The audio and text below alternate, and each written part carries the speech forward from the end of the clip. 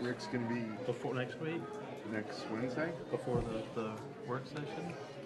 We used to have a work session agenda. Oh, Veterans Day. I was going to say, why aren't we meeting on Monday? Oh, it is Wednesday. I'm going to be in India You're going to call next in? week. Oh. It'll be like 3 o'clock in the morning. You got to make those calls, don't you? Good evening. On the flip side? Yeah. Before we get started tonight in our formal meeting, I'm pleased and proud to welcome and ask Remco Bromlett to chaplain to lead us in invocation. Thank you, Mr. Mayor. Let's pray together. Our God in heaven, we are deeply grateful for the privilege of being able to talk to you in prayer and to have your listening ear. And in that spirit of gratitude, we ask for your grace and favor upon the City of Milton and all of its inhabitants. And your special blessing and protection on all those that serve the city, those that are working in these offices, and all the police officers that patrol our streets, and our firefighters who are ready in their stations. And we ask in particular for your grace and wisdom and blessing on the mayor and the city council as they are gathered here tonight and work so hard for the well-being of this city. Give them your grace and your wisdom as they decide what is best. We pray this in your name. Amen. Amen. Thank you very much. Good evening. I'd like to call the regular meeting of the Milton City Council for November 4th, 2013 to order. If our city clerk will please call the roll and call general announcements. Good evening, Mayor and Council. I'll be happy to call roll for the November 4th, 2013 regular meeting. I would like to remind those in attendance to please silence all cell phones at this time. Those attending the meeting who would like to provide public comment, either during the public hearing or during the call for public comment, you are required to complete a public comment card prior to speaking on the item. There is no public comment for consent agenda items or items under first presentation. Those called to speak will be taken in the order that the speaker cards were received by the city clerk staff prior to the beginning of tonight's meeting.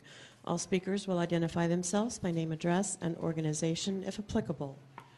The City Council may allow public comment on either an agenda item or general public comment from a representative of such an organized group or association, provided that such an individual shall file a notarized affidavit that they have the authority to speak on behalf of said organization on a form provided by the city clerk prior to the agenda item being called.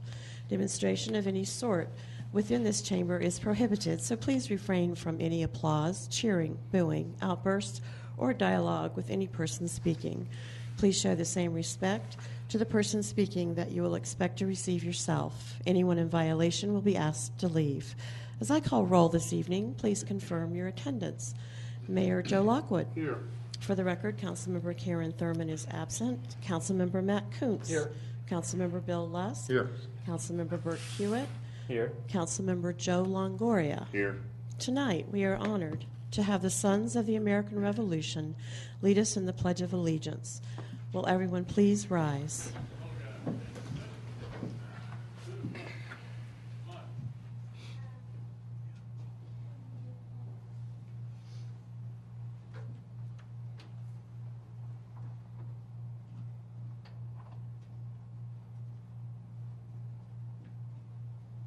Ready? All. To the right, face. Salute.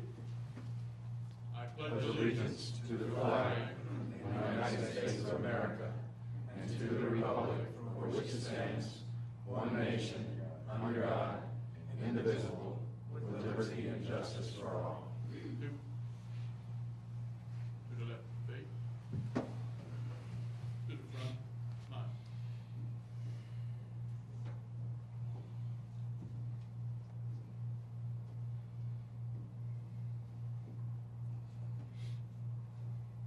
Ready?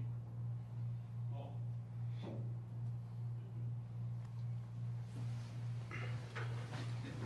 Good evening. I want to welcome everybody here tonight. I want to thank the Sons of the American Revolution for being here with us. That's always an honor.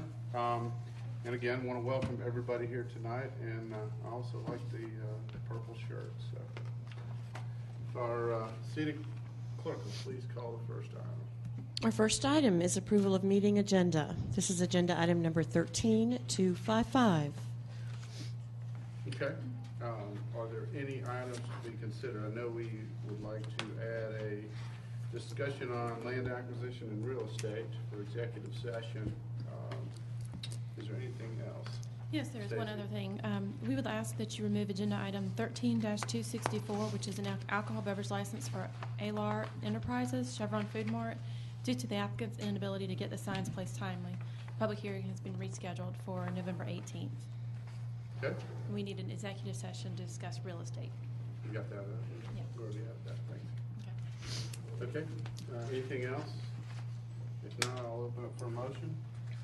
Mr. Mayor, I'll make a motion that we accept the agenda as prepared by staff with the exception of removing agenda item number 13264 and to add an executive session to discuss real estate Second motion. Real estate and land. and land acquisition. Second motion. Okay. I have a motion and a second. All in favor, please say aye. Aye. Any opposed? That's unanimous. Okay, next item is public comment.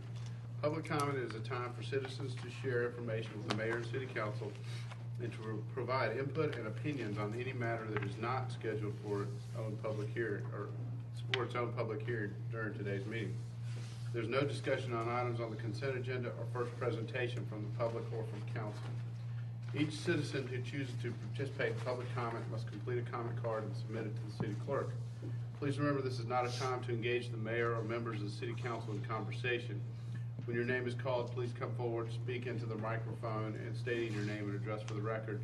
You'll have 5 minutes for remarks. Is there any general public comment? There is not any general. There's just one public comment under new business, sir. Okay, and that, we do have public comment. That will come under the business item. And if we could move on to our consent agenda. First item is approval of the October 14th, 2013 work session City Council meeting minutes. Agenda item number 13256. Next, approval of the October 16th, 2013 special called City Council meeting minutes. Agenda item number 13257. Next, approval of a professional services agreement between the City of Milton and Universal Engineering Sciences, Inc. for a geotechnical evaluation. Agenda item number 13258. Our next consent agenda item is approval of a professional services agreement between the City of Milton and Planners and Engineers Collaborative, Inc. for the design of dam rehabilitation measures for the Mayfield Road Dam. Agenda item number 13259. Next, approval of a construction services agreement between the City of Milton and Highway Markings, LLC for the placement of thermoplastic road markings in various locations throughout Milton. Agenda item number 13260. Our sixth and final consent agenda item this evening is approval of the following subdivision plats. 640 Doris Road, LLC, minor subdivision plat revision, create 2 lots. Heritage at Crabapple, final plat, create 63 lots. Brayburn Phase 4, final plat revision number 3, add units 125 through 132. Brayburn Phase 4, final plat revision number 2, add units 134 to 136. Henderson Landing, final plat revision, revise lot lines on lots 26 and 27. Deerfield Green Phase 3, final plat revision, add 37 lots. Hidden Forest, final plat revision, revise lot lines on lots 1 through 15, 42 through 57, 75 through 91, and 99 through 105. Remove lots 7, 14, 15, 58, and 106. This is agenda item number 13261. Mayor, I'll move to approve the consent agenda as prepared by staff. Second. Okay, I have a motion and a second for approval on the consent agenda. All in favor, please say aye. Aye. Any opposed? That's unanimous. Okay, we've Sue, you wouldn't mind reading the next item? Our next item is a proclamation recognizing Pancreatic Cancer Awareness Month. This is being presented by Mayor Joe Lockwood. Okay, thank you. While several cities and all around have a proclamation, Pancreatic Cancer Awareness Month here in November, which I think we all know what a terrible disease it is, and how tough the odds are, and that we need to not only make people aware of that, but obviously look for cures and moving forward. But we're also not only the proclamation, but we also want to spend a few minutes and talk a little bit about Coach Mike Scott.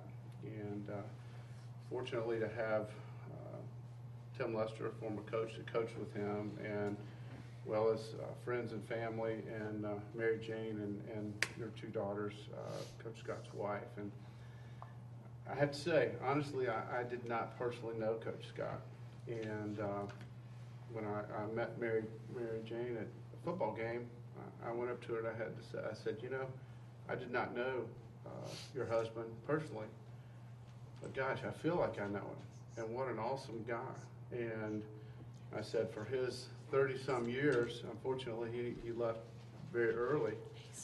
But man, this guy, he moved mountains. And what I meant by that is I saw all these kids that were touched by him. And, you know, we can all work hard and do things and, you know, have achievements in business and other areas of life. But to me, you know, some of the biggest legacies you can ever leave, if you actually have a positive and powerful impact on a kid that changes their life and makes them a better person, and, you know, as they get older, and basically your legacy lives on. So I guess my point is a couple of things. One, you know, while we're recognizing pancreatic cancer, I also want to help bring to attention that we lost bring it personally, that we lost a great person. And that really brings it home. But also the fact that, you know, gosh, if your life's cut short in half, but you accomplish 4 or 5 times what most people do, it's really an honor and it's really inspirational. So, you know, that being said, I just, you know, I'm honored to have Tim to speak and those in support, as well as Mary Jane. I want her to come up, but I just want to kind of get the message out that, you know, this guy was bigger than life, and unfortunately sometimes you don't know someone until after something happens, but it certainly, pancreatic cancer has touched us all here in Milton. And again, I'd just like to make this a little bit more about, you know, just a proclamation on a terrible disease and cancer, but also bring into perspective, you know, of a personal loss that we all had. But just to hear the stories and see the kids and the other coaches that Coach Scott touched, like I say, he was 10 feet tall. So it's an honor to be able to proclaim and do this proclamation, but also in honor of Coach Scott and that his family's here tonight. So that being said, before I read the proclamation, I'd like to invite one of the coaches that coached with Coach Scott, Tim Lester, to come up and speak, and also Mary Jane after, if you've got a few things we can talk about.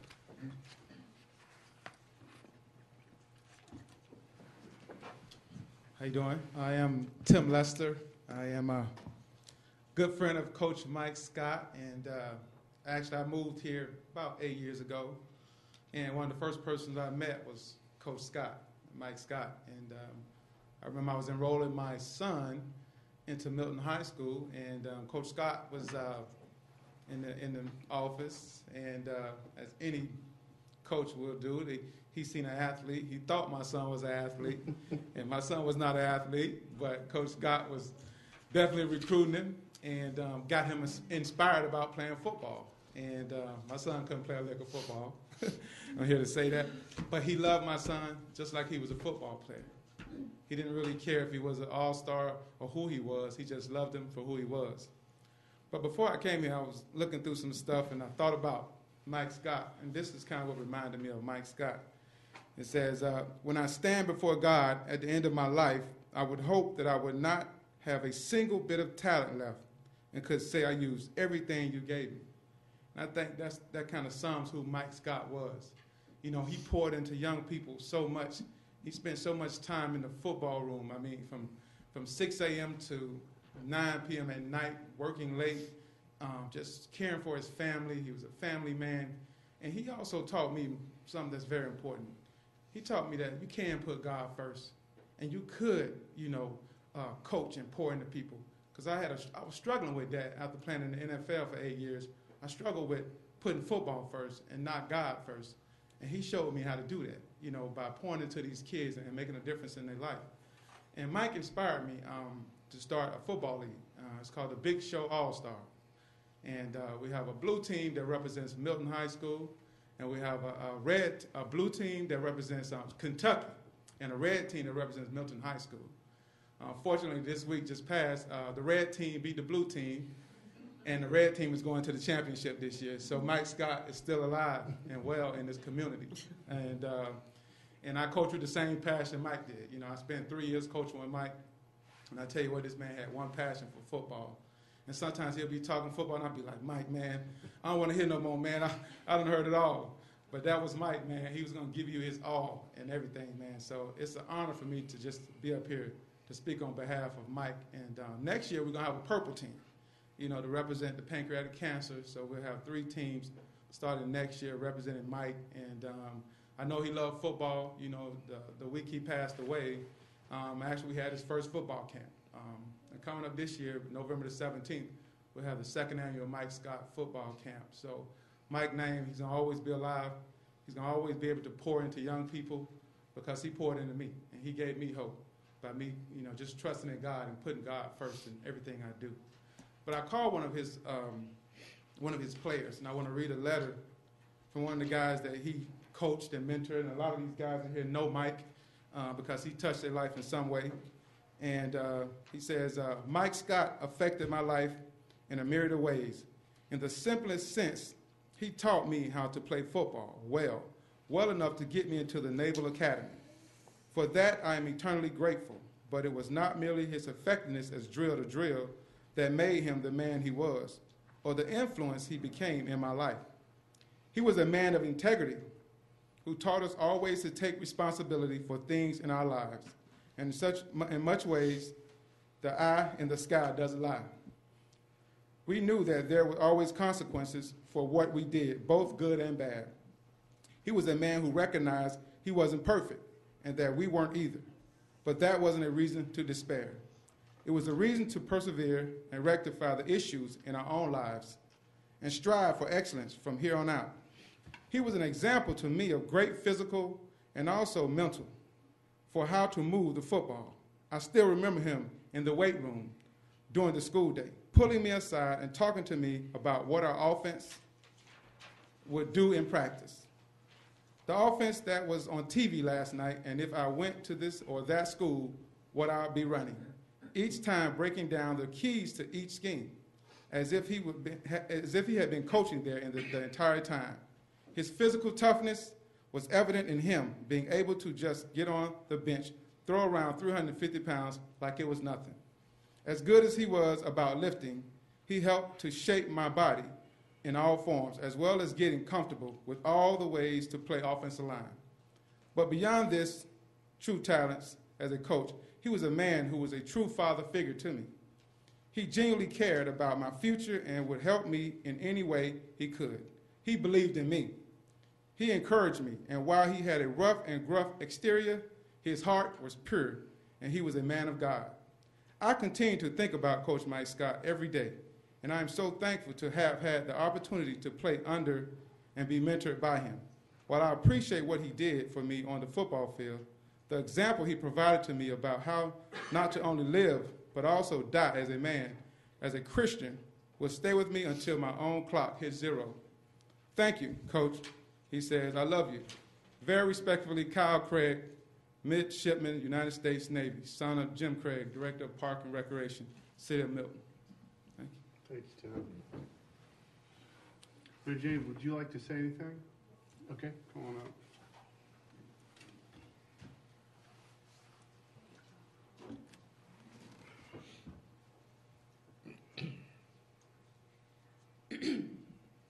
Thank you, Mayor. Tough, loyal, hilarious, passionate, fun-loving, supportive, legendary, mentor, best friend, role model, father. You'd probably think that these are words that my children and I would use to describe my husband and their father, and we could certainly say all of these things about him. For those of you who did not have the pleasure of knowing Milton High School teacher and football coach Mike Scott, it might come to a surprise to you to know that these are all words that his former players used when I asked them to describe their coach. Think about that for just a moment, if you would. Legendary, best friend, father. On the night of December 1st, 2012, my life was forever changed as I held the hand of my husband and I watched him take his last breath on this earth. The stage 4 cancer had started in his pancreatic biliary duct, spread to consume almost his entire liver, over half of both lungs, and had already involved some of his lymph nodes. Just months prior to all of this, he was a big, strong, healthy young man. From diagnosis to death was less than 2 months, leaving me a young widow and leaving behind 2 small children. My husband was only 36 years old. He was the love of my life. Many of you here tonight may have seen his story on our local Atlanta news broadcasts. You may have read about him in the AJC, and they did a wonderful and respectful job of covering my husband's story. But there was and is so much more to report about the impact and influence Coach Mike Scott had on the lives of the players and students that he came across each and every day. I now have the opportunity to help you put a face to the name pancreatic cancer. After tonight, I hope you will think of my husband every time you hear it. Mike Scott became a football coach by default. He dreamed of a career in the pros, but a medical hardship in college ended his career on the field at his beloved University of Kentucky. But that injury served to be a catalyst for his career as a college coach. If he couldn't play, then he would coach because football was his passion. And coach he did all over the Southeast. He coached at several different positions throughout his career, but his love and his loyalty would forever be on that offensive line. When he took the offensive coordinator position at Milton High School in 2006, it was his first time ever coaching on the high school level, and it was a big adjustment for him. But he quickly realized he was able to impact more lives and teach more life lessons on this level of ball than he ever had in college. It was with that first graduating class of seniors in 2007 that he discovered Milton's tradition of the senior red letter. It's asked of the family and faculty of that senior to write them a letter of encouragement as they start their futures. My husband took it upon himself to write out a letter for each and every senior football player on the team, whether he had been their position coach or not. And he continued this each and every year, and his red letters became a most treasured souvenir from high school, a roadmap, and a reminder of how to handle the obstacles that life will inevitably throw at you. As my husband lay dying at home on hospice, his thoughts were not of a life of regret or worries about where he would spend eternity, but rather about his boys and the pride that he felt for having coached such fine young men. He knew that he would not be around come time for their spring graduation. He asked me to bring him his laptop, and he got to work on as many of these senior letters as the pain and the fog of medication would allow him. He so wanted his boys to have something from him, his words, his thoughts, his feelings about them. It's the same thing he wanted for his own children, to have something from him. So before he died, he wrote out enough birthday cards for me to give our kids each year until they reached their 18th birthday. These red letters were just as important to Mike. My only instructions were to make sure that after he was gone, these letters got delivered to Milton so that his boys could read his words of motivation for use in their future endeavors. I gave him my word that I would, and that spring, 5 months after his funeral, I fulfilled that promise. While he was sick, during his funeral, and even after his death, former Milton students were still talking to me about those letters and what getting one from Coach Scott meant to them. I had parents tell me at his funeral that their son was a special needs student or was never even an athlete, but that the only red letter their child got that year was from my husband, and it meant the world to them. I would like to share with you just a few more words that his former players used to describe their beloved coach. He always believed in me. Amazing man with a huge heart. Had a profound effect on my life. Toughest man I've ever known. Never made us feel worthless, even if we screwed up. He was my number one supporter. He taught me how to be a man. He never gave up. I never wanted to disappoint him. He taught me how to set a goal and not stop until I reached it. He would never let me accept anything less from myself. He's a big reason why I am the person I am today. He led me to Christ. He taught me to stand up for myself on and off the field. I would not be playing college ball without him. He was a motivator in the lives of all of us players. When he spoke, you could hear a pin drop in the room because everyone was listening. I could always come to him for help. He supported me in everything I did. He epitomized the impact a teacher and a coach has on a school. He never let me quit. His philosophies continue to impact my everyday decisions. He reminded us that things aren't always going to go well, but it's how you respond that will make you a better man. He prepared me for life off of the field. This is my favorite one. There's nothing I want more than to play another down with him as my coach. When he passed away, I felt like I had lost my father. Parents speak of the incredible sacrifice of time and love that he invested in their boys, of the example he set before them, the difference he made in their lives. One former O-line mom said, "What a mentor and a blessing he has been to so many young men's lives. His legacy is staggering, and his commitment to young people and teaching them about the game of life is a gift that these young men will have for the rest of their lives." This was the kind of man you could only hope would coach your son.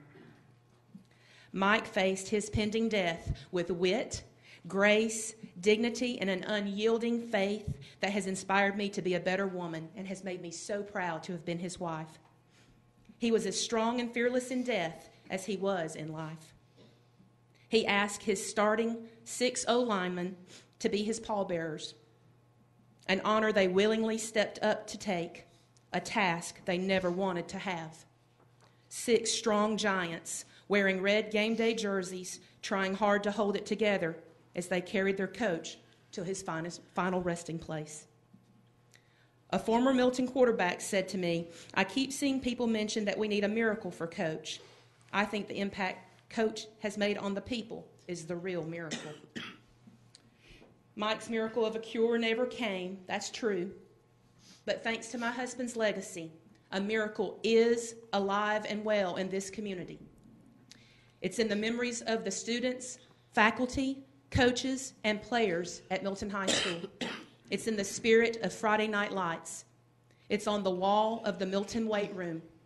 A new chant from the crowd, a battle cry, a mantra for us all to now live as he died, Scott Strong. We wear it on our chests, on our wrists, the way we wear our broken hearts on our sleeves. The miracle is one pallbearer framed his red letter and has it hanging on his dorm room wall right beside the 8x10 picture of Coach Scott. The miracle is a former O-lineman who has the name Mike Scott tattooed on his body right beside the name of his own deceased father's name. The miracle is the pallbearers who came back home from college on their football team's bye week to attend Coach Scott's daughter's 7th birthday party. The miracle is another pallbearer who walks around his college campus with Coach Scott's nickname of Big Show embroidered on the back of his Nikes. The miracle is another pallbearer who drives from Milton to Canton just to read a storybook to Coach Scott's daughter's 1st grade class. The miracle is that 4 former players asked to wear their coach's old college number of 51 as their own jersey numbers at Wake Forest, TCU, Army, and Milton. The miracle is his impact. It's his love of the game. It's in the heart and lives of every player, student, and friend that he ever came across. In the world of cancer research, pancreatic cancer is the underdog. It's on the rise, and it's the fourth leading cause of cancer deaths. It's projected to be the second leading cause of cancer deaths by the year 2020. Yet it only receives 2% of federal cancer research funding. This has to change. Because there are currently no early detection tools or curative treatments, just 6% of those diagnosed will survive more than 5 years. 74% lose their battle within the first year of diagnosis. It's the only major cancer with a 5-year relative survival rate in the single digits, a survival rate that has not changed in 4 decades. In other words, out of 100 people recently diagnosed with pancreatic cancer, only 6 will be living in 5 years. We need more funding. We need a cure. That could be our true miracle. I am walking this Saturday in Atlanta at the Purple Stride Walk for Pancreatic Cancer Awareness. I am walking in memory of my husband. I am walking for that miracle. I am walking Scott Strong. I'm sure every person in this room is aware that PINK stands for Breast Cancer Awareness, but I wonder how many of you know that purple stands for Pancreatic Cancer Awareness. Sadly, I will admit that until my husband was diagnosed, I did not know this. My children and I will forever know it now, and I hope that after tonight you will too. One of my husband's idols was legendary coach Bear Bryant, and I found it only fitting to close with one of his quotes. If there is one thing that has helped me as a coach, it's my ability to recognize winners or good people who can become winners by paying the price. Coach Scott was a winner, and he paid the ultimate price. I ask that you not forget him. I ask that you think of him when you hear the words pancreatic cancer. I ask you to live your lives Scott Strong. It is my wish that I have used this platform to raise more awareness about this most unforgiving disease. Mayor, on behalf of my children, my husband's family, Milton High School, and myself, I want to thank you for the time that you and the City Council members have set aside this evening and for proclaiming November as Pancreatic Cancer Awareness Month in the City of Milton. It has been a privilege to speak about my husband, the passion that he had for coaching football, and the contributions he made to so many. I hope I have been successful in my attempts to put a face to this disease, to convey what my husband meant to his boys, his school, and to his family. Thank you, and God bless you all. Thank you. Wow. Mary Jane, if you would stay standing here, I'm going to deviate a little bit. I'm going to come down here and ask you to stand beside me while I read this proclamation, and then afterward I'm going to join us. As I read these words, as Mary Jane said, obviously to bring awareness to pancreatic cancer and the need for more funding and more research, but also as I read these words, I want everybody to know, put a personal face to this, that we lost a great person. And another thing I mentioned earlier about how we all, have different levels of success that we try to achieve or whatever. And to me, one of the things that I know I couldn't do right now, and probably most people, obviously we're all going to die, but if you can imagine at your funeral, obviously your friends, your family are going to be there and be upset. But to me, what a huge honor when you got hundreds, if not 1,000 young people who are the hardest to actually motivate at your funeral in tears or coming back and doing things. To me, like I said, only living half a lifespan, that accomplishes so much more. He accomplished more in his short life than most of us could hope for. Yeah. So, whereas in 2013, an estimated 45,220 people will be diagnosed with pancreatic cancer in the United States, and 38,460 will die from the disease. And whereas pancreatic cancer is one of the deadliest cancers, it's the fourth leading cause of cancer death in the United States. It is the only major cancer with a 5-year relative survival rate in the single digits at just 6%. And whereas 73% of pancreatic cancer patients die within the first year of their diagnosis, while 95% of pancreatic cancer patients die within the first 5 years. And whereas approximately 1,010 deaths will occur in Georgia in 2013.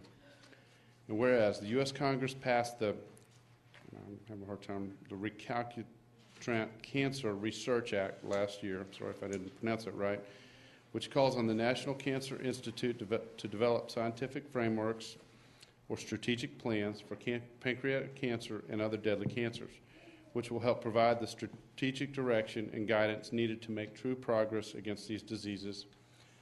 And whereas the Pancreatic Cancer Action Network is the national organization serving in the pancreatic cancer community in the City of Milton and nationwide through a comprehensive approach that includes public policy, research funding, patient services, and public awareness and education relating to developing effective treatments and for a cure for pancreatic cancer. And whereas the Pancreatic Cancer Action Network and its affiliates in the City of Milton support those patients currently battling pancreatic cancer, as well as those who have lost their lives to this disease, and are committed to nothing less than a cure. And whereas the good health and well-being of the residents of the City of Milton are enhanced as a direct result of increased awareness about pancreatic cancer and research into early detection, causes, and effective treatments. Now, therefore, we, the Mayor and the City Council of the City of Milton, Georgia, hereby dedicate and proclaim November as Pancreatic Cancer Awareness Month in the City of Milton and call this observance to the attention of our citizens. This is given under my hand and the seal of the City of Milton, Georgia, on this 4th day of November 2013. But more importantly, I want this proclamation to be a symbol of memory of Coach Mike Scott and all that he has had accomplished. And I'd like to ask my council to come down, Mary Jane, and also I'd like to ask all the friends, family, everybody that was touched by Coach Scott to join us. I know this is a little different. Jason, I'd like you to get some pictures. I'm not sure, maybe we should line up against that wall if we have more room.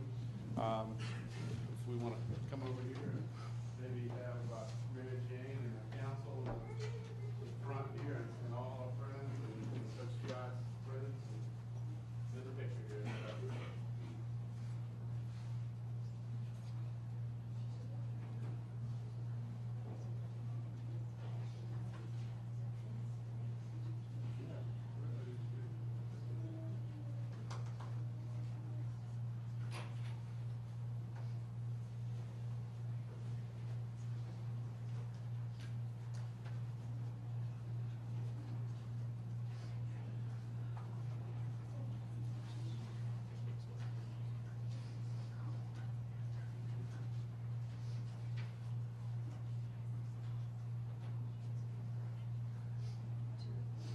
Did everybody squeeze in? Even if we have to make, let's all step forward, we have to make sure we get everybody in.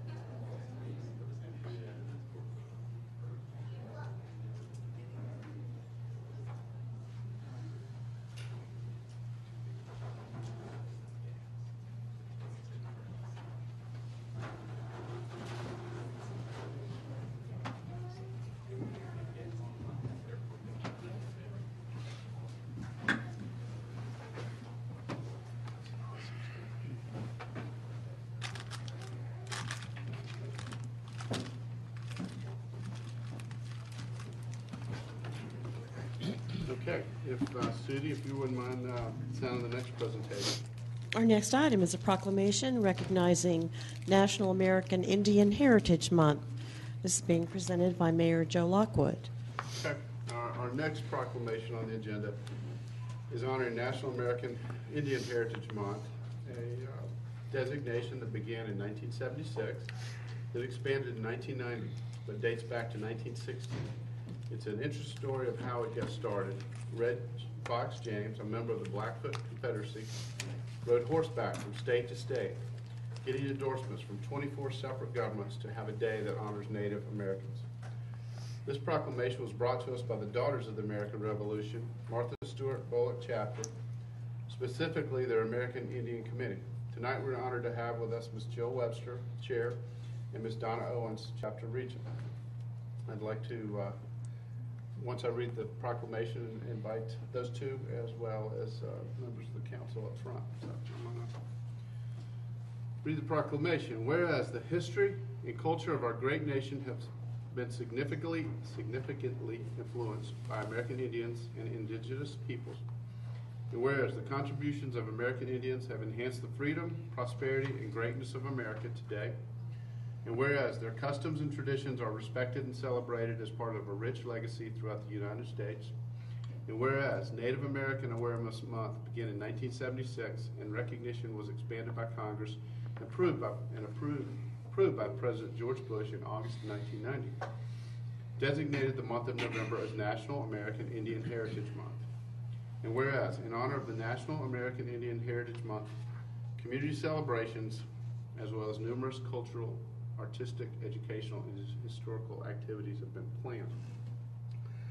Now therefore, we, the Mayor and the City Council of the City of Milton, hereby proclaim November 2013 as National American Heritage Month in the City of Milton, Georgia, and urge all of our citizens to observe this month with appropriate programs, ceremonies, and activities. Given under my hand and seal of the City of Milton, Georgia, on this 4th day of November 2013. If my council would like, and if Jill would like to step up.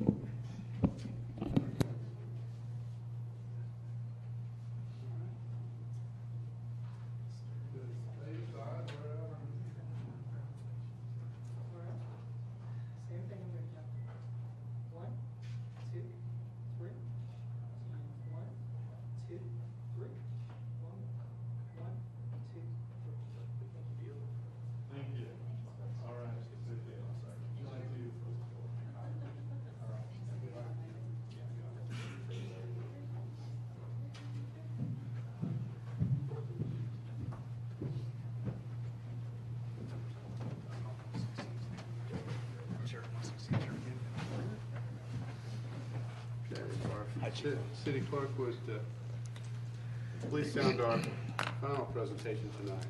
Our final presentation is a proclamation recognizing Veterans Day 2013. This is being presented by Councilmember Bill Lusk. I find that this is kind of an opportune time to have this proclamation. We're just 1 week away from opening Freedom Park right up here in the corner. And Freedom Park, I think, is an appropriate name. The two words very dependent on one another. Certainly the veterans are responsible for most of the freedoms that we have today. Hopefully we'll have the same freedoms tomorrow that we have today. And I'd like the color guard to come up front and center. I'll read the proclamation, and we'll go down afterwards. It's a proclamation, Veterans Day 2013. Whereas it has long been our custom to commemorate November 11th, the anniversary of the ending of World War I, by paying tribute to the heroes of that tragic struggle and by rededicating ourselves to the cause of peace. And whereas, in the intervening years, the United States has been involved in several other great military conflicts, which have added millions of veterans, living and dead, to the honor rolls of this nation.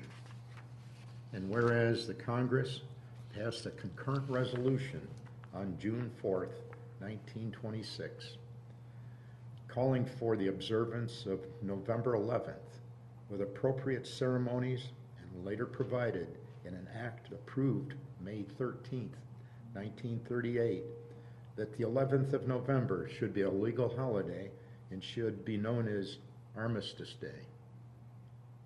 And whereas, in order to expand the significance of that commemoration, and in order that a grateful nation might pay appropriate homage to the veterans of all its wars who have contributed so much to the preservation of this nation, the Congress, by an act approved June 1st, 1954, changed the name of the holiday to Veterans Day. Now, therefore, the Mayor and City Council of the City of Milton, Georgia, hereby call upon all of our citizens to observe Monday, November 11th, 2013, as Veterans Day. On that day, let us solemnly remember the sacrifices of all those who fought so valiantly on the seas, in the air, and on foreign shores to preserve our heritage of freedom. And let us consecrate ourselves to the task of promoting and enduring peace, so that their efforts shall not have been in vain. Go down a little.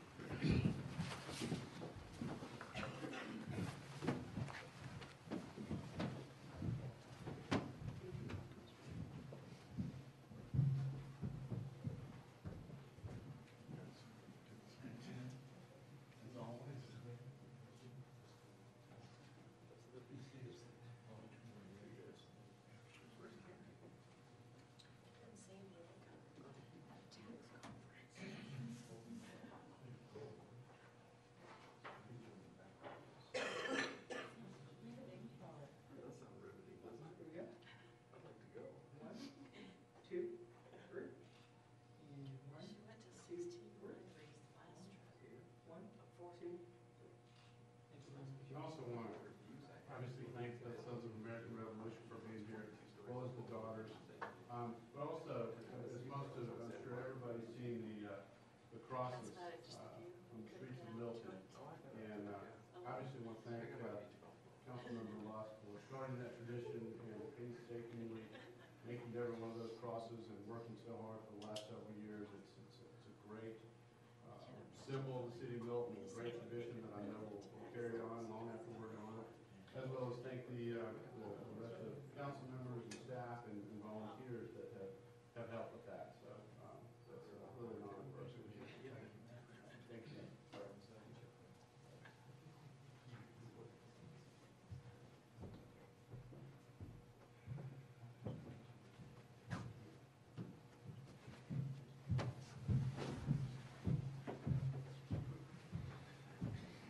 Okay, if our city clerk would please call the next item.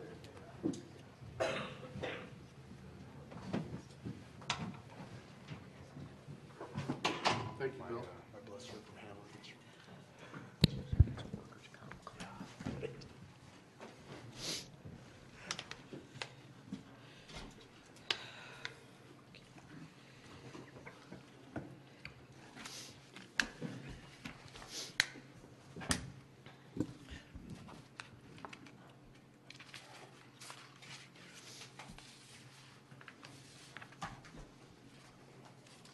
If you could please call the next item.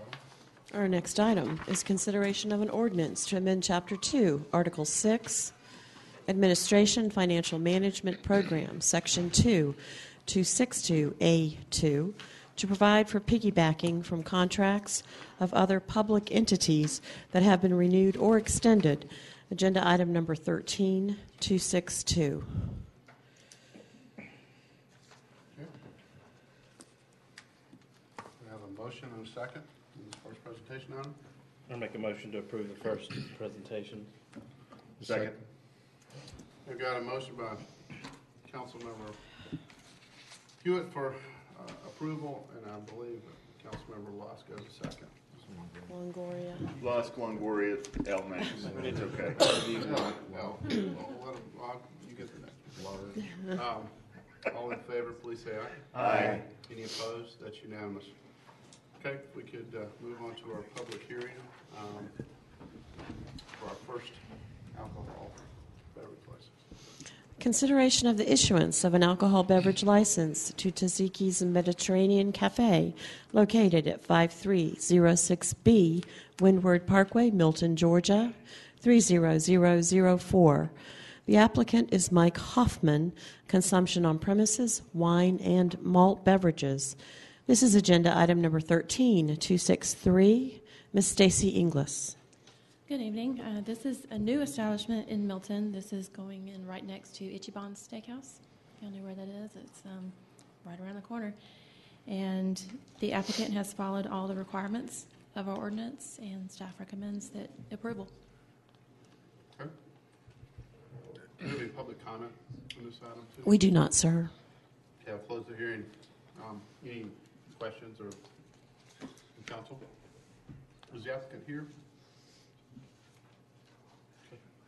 All right, we'll open up for a motion. Mayor, I'll move to approve the issuance of an alcohol beverage license to Taziki's Mediterranean Cafe located at 5306B Windward Parkway, Milton, Georgia, 30004. The applicant is Mike Hoffman, consumption on premises, wine and malt beverages, agenda item number 13-263. Second. Okay, got a motion by Councilmember Law, second by Councilmember Coots for approval of this item. Any discussion? All in favor, please say aye. Aye. Any opposed? That's unanimous. Thank you. With our agenda, we removed the second item on for this new bit or this presentation, alcohol license stuff. We'll move on. We have no zoning agenda items or unfinished business, so we'll move on to new business. City Clerk, please call the item. Consideration of a construction services agreement between the City of Milton and Allen Dinsmore, Inc. for debris removal services in accordance with Fulton County Superior Court Order Number 2009 CV 164310. This is agenda item number 13265. Mr. Carter Lucas. We do have a public comment. I was, once you present it, and then if we ask questions, I'll ask a public comment. Come on. All right, very good. Good evening, Mayor and Council. Tonight, for your consideration, we have a contract to execute cleanup of a property located at 14220 Cogburn Road. And this contract is really a culmination of code enforcement activities that predate the incorporation of the city. But since 2008, under the city's regulations, more than 50 citations have been written on this particular property. To give you an idea about some of the violations. Thank you. Violations on the property are general maintenance violations. This is an aerial view of the property. Shows pretty much the extent of the property in question. Violations for outside storage, property maintenance, abandoned vehicles, rubbish, and general garbage violations on the property.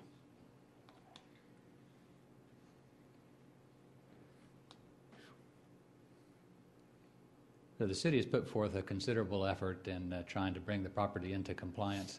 Like I said, since 2008, more than 50 violations have been written on the property, with no sign so far of any efforts being made to remedy the situation. As a result of those activities, the Fulton County Superior Court has issued an order in June of 2012 that authorized the city to take whatever actions necessary to remedy the violations, and that really is what leads us here tonight. We issued an RFP in April to secure a contractor, a qualified contractor, to assist us in cleaning up this property. We had 3 submittals on that RFP, and tonight staff is recommending approval of an agreement with Alan Dinsmore to complete this project. This project is set up as a unit price contract with a not-to-exceed price of $75,000. And that's it. If there's any questions, I'd be happy to answer them. Staff is recommending approval of the contract. Okay. If we could, go ahead and allow public comment now. Okay, our public comment this evening comes from Mr. Justin Adams.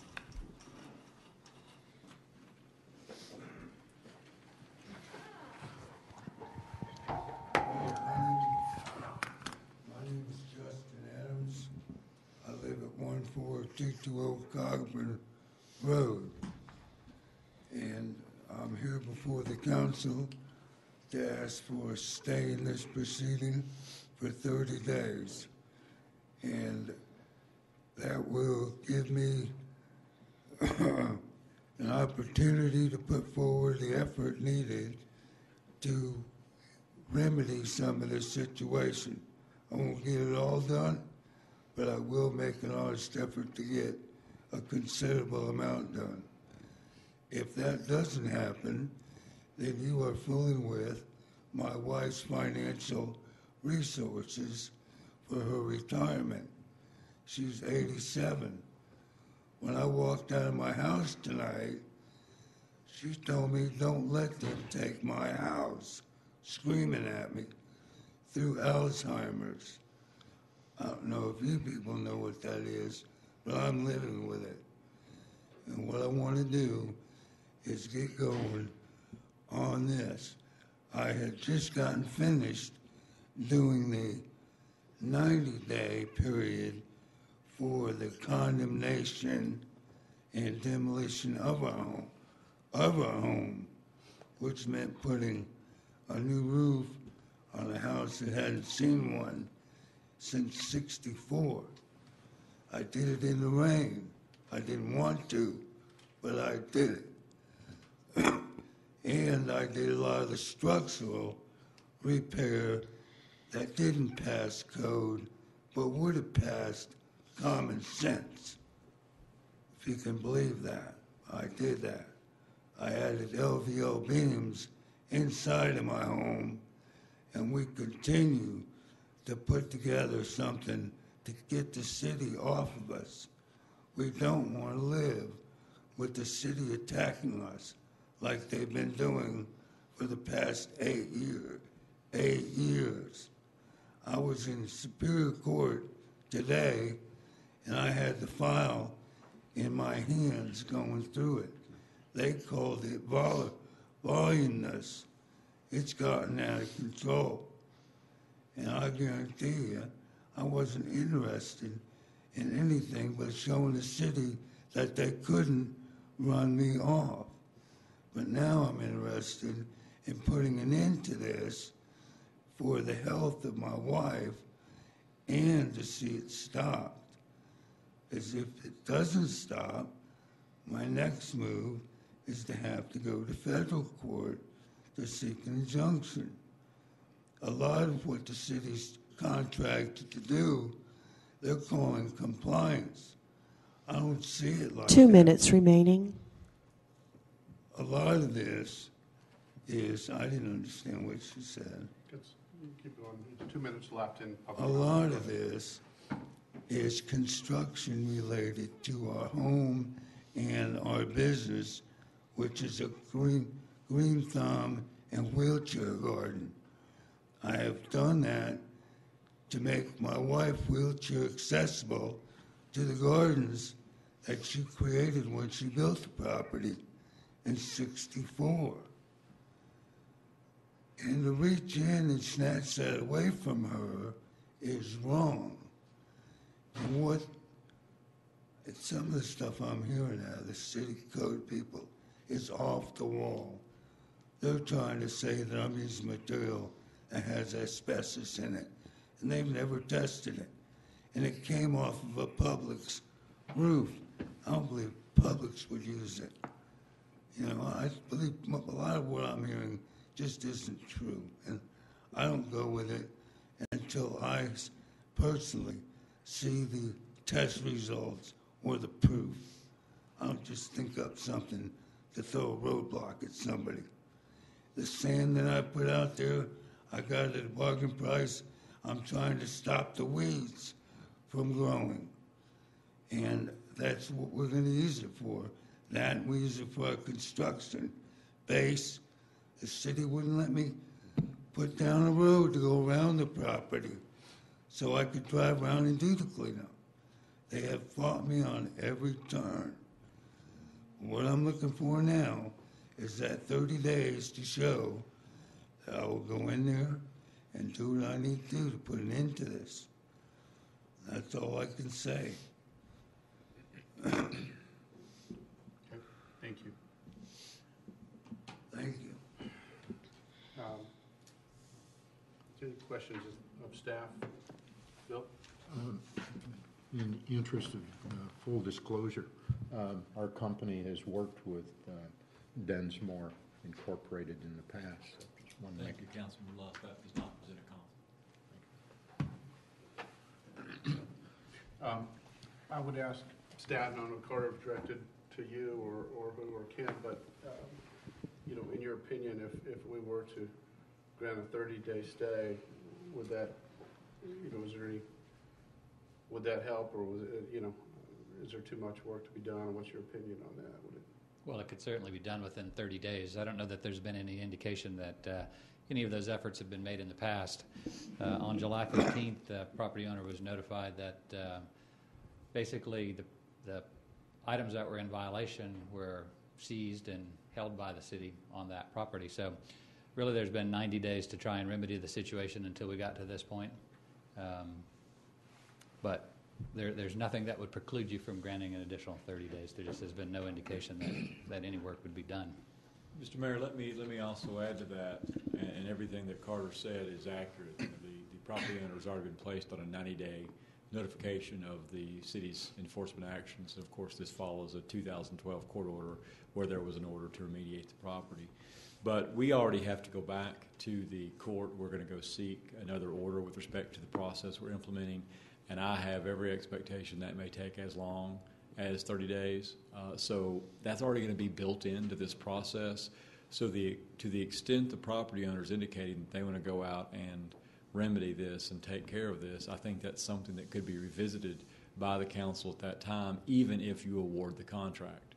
We simply could not issue a notice to proceed until the expiration of 30 days, but we still have some other legal work that I think will take more than 30 days before we perfect our right to go out there and finish the remediation. Does that make sense? So you're saying he basically has a stay of 30 days already? It's built in. You know, if you award this contract, basically what I'm saying is we will not be out on the property tomorrow.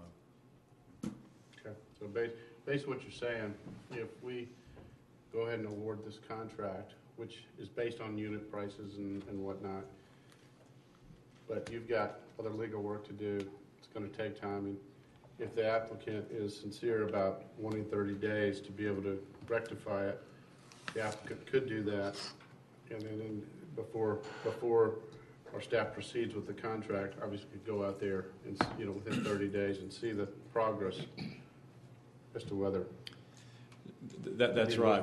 But that's correct. Again, but I'm basing that on the fact that we do have to file some additional papers with the Fulton County Superior Court. And so I'm just suggesting to you, my experience has been that will build in a little bit of time once we have to do that. But once we do those things, unless the city manager or staff tell me otherwise, it's our intention to move forward. This has been about as noticed a procedure as it is possible to notice. I believe the city has acted in the utmost of good faith of providing notice of every step that we're taking, and candidly, we're right here at the end. Okay. Is there a way, and Mr. Adams, I'm not sure if you understand that, basically, even if we move forward with approving a contract, what our city attorney is telling us that it'll be at least 30 days before we would formally move forward with anything.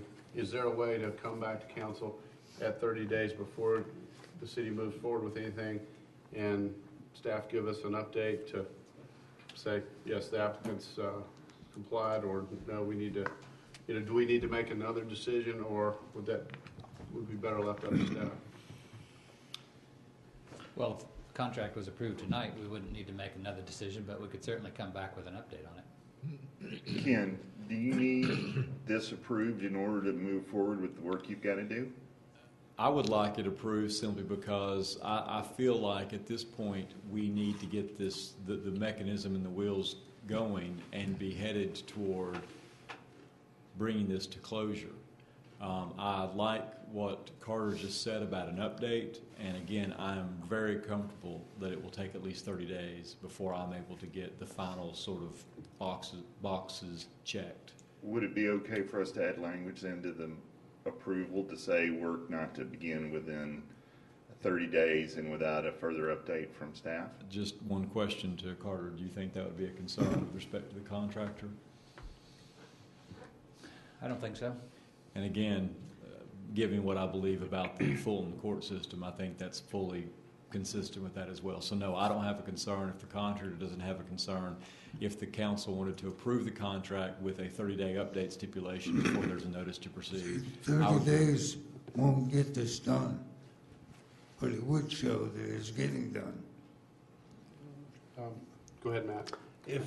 So just so I understand, if we approve this contract, are we then on the hook for the $75,000 even if we choose not to, and if he got everything cleaned up within the time period, or shows that he's making improvements on that if we decided not to? I think it's a unit cost based contract, so to the extent that there's no debris removed, then I think that we wouldn't have any expenditures, and even to the extent that a lot of it is removed based upon self-help, it might substantially mitigate what the ultimate cost is. Gotcha. I got this. Well, my hopes are that if this gets approved, that you do make some efforts to start cleaning this thing up immediately. It's been going on, as you said, too long for you, for us, for your neighbors and everybody. And I hope you prove us wrong, but I'd be shocked if anything happens. Anybody else? Okay. And I don't have a motion or a second yet, but Mr. Adams, there's a possibility well, the reality is we go forward with this contract tonight, there's probably going to be at least 30 days or more before this contract would be let. So it would behoove you to, as you said, to get as much done as you can. And it may, obviously our staff could come to us at 30 days and say, 80% is done, 70% is done, or whatever, and we could always address it a month from now, correct? If it's truly done. Also, the more you get done, the less it's going to cost, so it's a benefit to you and your wife financially. So, just to That's let correct. you aware of that. So the applicant had asked, or not applicant, but the defendant had asked for 30 days. You are getting that 30 days and have an opportunity to prove yourself. But again, it's as Councilmember Hewitt said, you really have to jump in there and do something. Well, I'd just comment on that. We've seen miracles happen every now and then. Perchance Fulton County does process this within 30 days. I'd like to see it crafted to the point where our cleanup begins the sooner of the two dates, either the date that it's fully approved by Fulton County or 30 days. I think this has gone on entirely too long. We've wasted a lot of code enforcement time out here, a lot of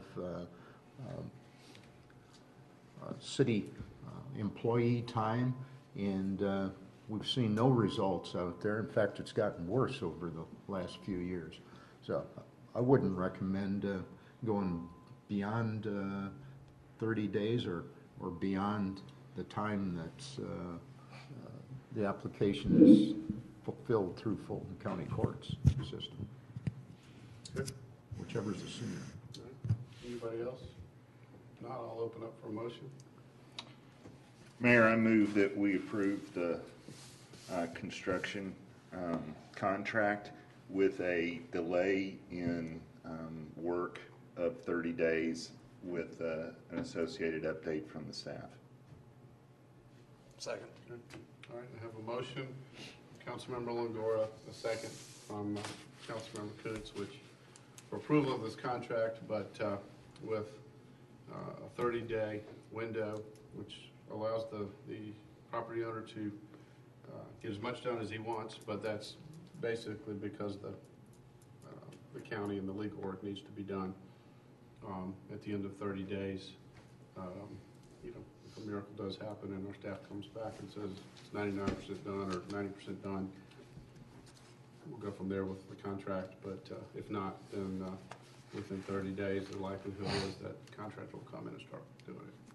Any questions or discussion? Hearing none, all in favor, please say aye. Aye. Any opposed? That's unanimous. Good luck, Mr. Adams, and I would recommend you go get to work.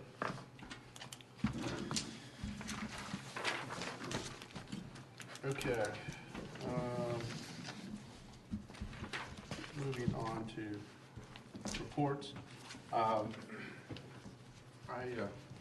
want to run some by and see if the council will support, again, doing a holiday open house at my house like we did last year.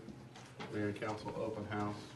Talked to staff about it and stuff about doing it very similar as we did last year. We're talking about doing it on Sunday afternoon though instead of a Saturday because a lot of people have other functions to go to. And again, my Has whole, it been a year since that? and my whole, you know, what I got out of it last year and was hoping, and I think hopefully you guys did, is we had a lot of citizens that just stopped by and wanted to meet mayor and council members. I don't think I got one complaint from anybody. They were all positive, but they wanted to meet their elected officials. And to me, you know, you've got 80 or 90% of your city never has any interaction with elected officials, the city government staff, and they don't want to. Every now and then they may have an issue. Well, I think it's nice that they can get to know you guys, myself, our staff, so if they ever do, they feel comfortable giving us a call or whatever. So, you know, to me it was a success. And again, Angela and Jason worked a little bit on it, and you know, we do the same thing with donations for food and stuff so that we're not spending taxpayers' dollars on food or drinks. We'll supply the drinks. So anyways, just wanted to run that by you guys and, you know, see if there's favorable to join me with that. So. I don't have a problem. Complained last year, all the noise of it. It already went out in the newsletter too, didn't it? Exactly. It's happening. So, all right, is that, do we want to kind of move forward with that? You guys Yeah. okay? Mhm. Okay. All right, we'll tell Jay. Karen gonna bring everything? She's going to bring all the desserts. Last time. Well, what's Rich? Oh, Rick's, Bringing all the drinks. new guy has to bring a Rick's lot. paying for it. All right, anybody else on council have anything they want to talk about? Okay. Bill? Next Monday, November 11th, at 10:45. Thanksgiving. Thanksgiving? Veterans Day. Veteran. Oh. They have the grand You opening. fooled me. Gonna have the grand opening of Freedom Park, and have a small ceremony there with flag raising. Representative Tom Price will be there to give a little presentation along with the mayor, and like to invite the entire City of Milton over. I guess we'd have to shut down the roads though if we didn't.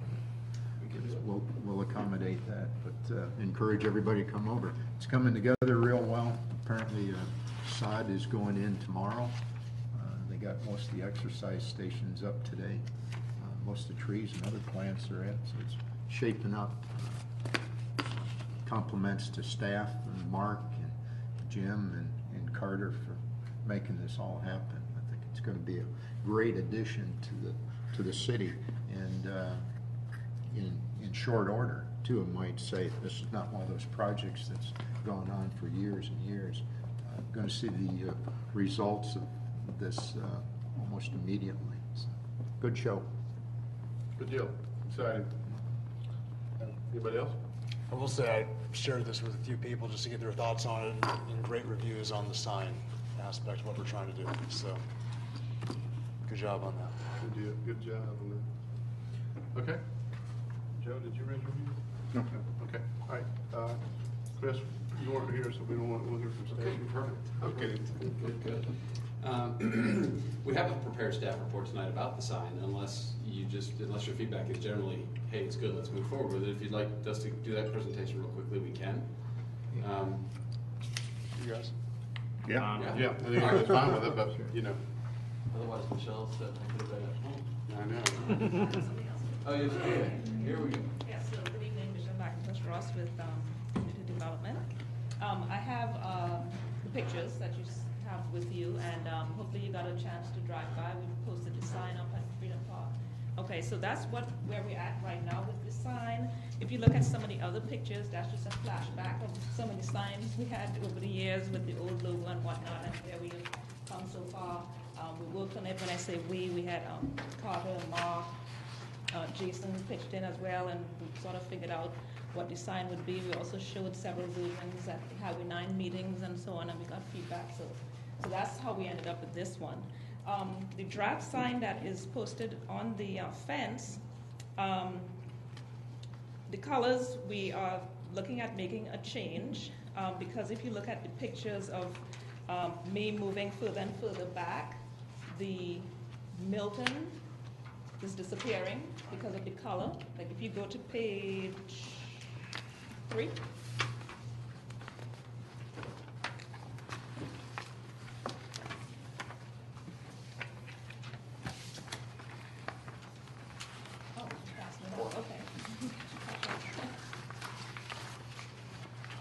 So I have a close-up picture of the sign, and then I went across the street and then across the street again.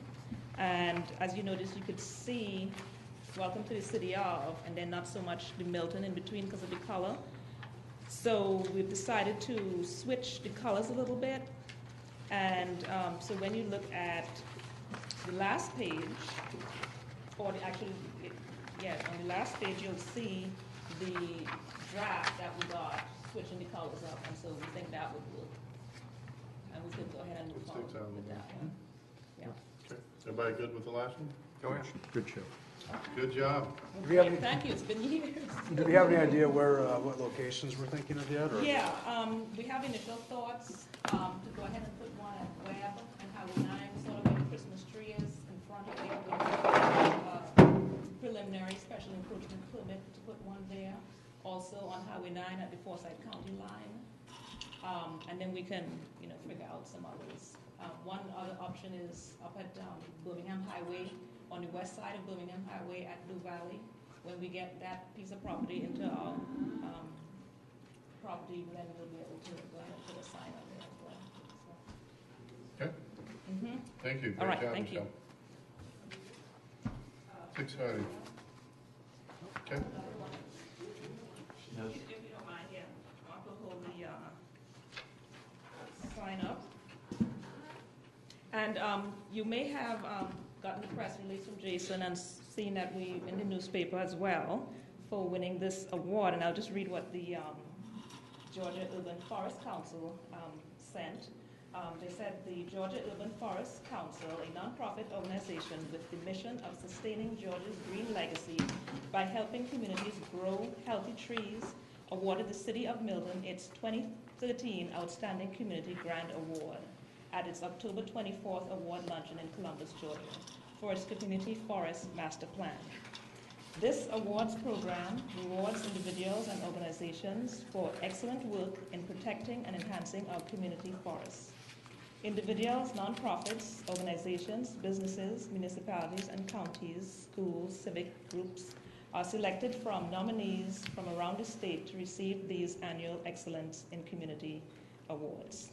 And I also want to remind you that the City of Milton is still the only jurisdiction in the ARC region to receive credit for having a community forest master plan under the ARC's Green Communities program. So we're still holding strong on that one. So here's our award that we got last week. All right. Good job. Okay.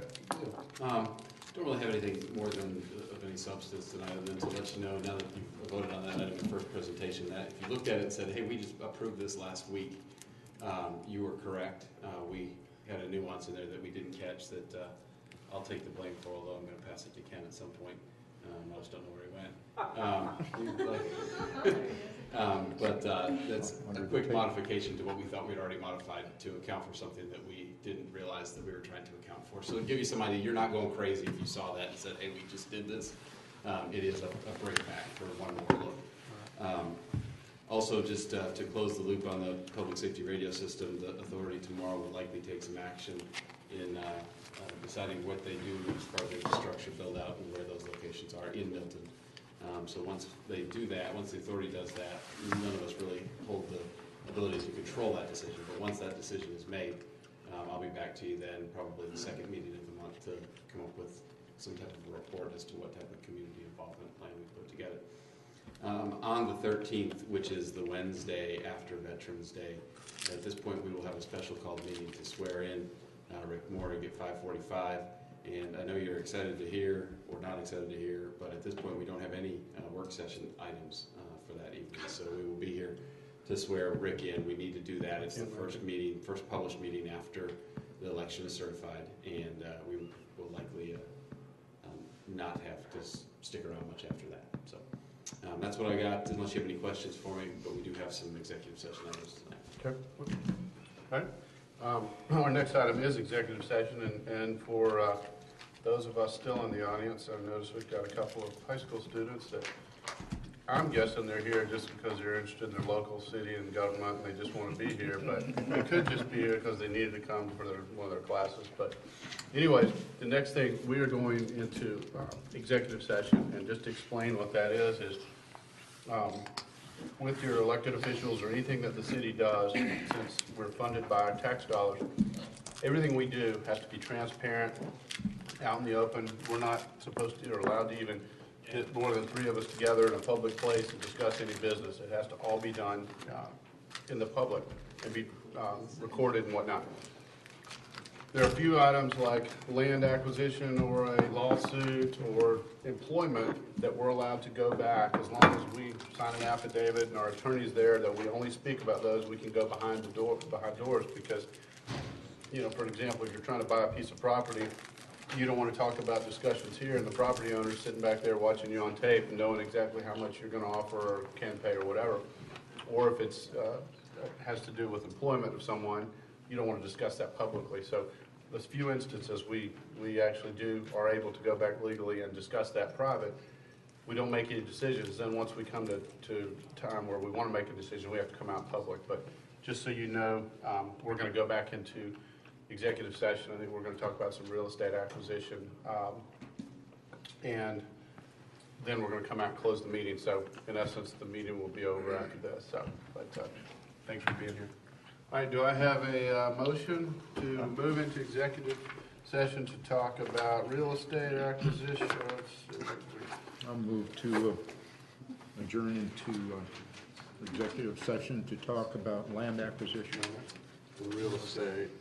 Real estate and land acquisition. Second. Okay. Got a motion from Councilmember Law, second from Councilmember Hill. All in favor, please say aye. Aye. Any opposed?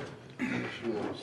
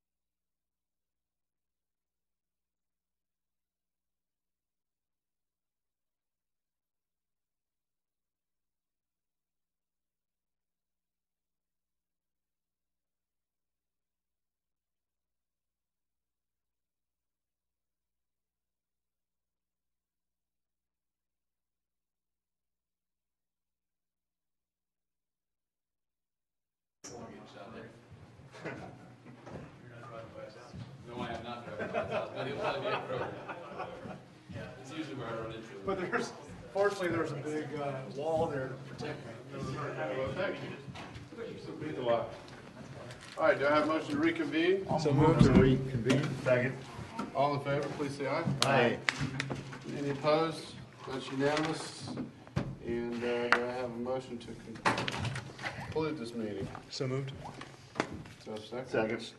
Motion is second to end this, adjourn this meeting. All in favor, please say aye. Aye. Any opposed?